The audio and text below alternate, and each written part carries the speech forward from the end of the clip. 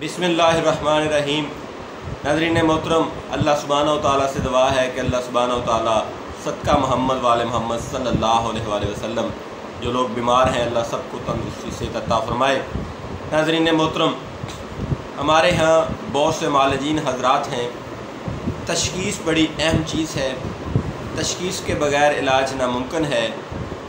अगर किसी भी मर्ज़ की तशख़ीस गलत हो जाए, यानी उसका मिजाज गलत डायग्नोस हो जाए, तो इलाज भी गलत होता है, चाहे कितना भी काबिल तबीब क्यों ना हो। कई दफ़ा मेरे साथ भी ये हो जाता है कि मैं मरीज़ की जो तशख़ीस करता हूँ वो तशख़ीस दुरुस्त नहीं होती, जिसकी वजह से मरीज़ जो है उसको अद्वियात फ़ायदे की बजाय नुकसान करती हैं।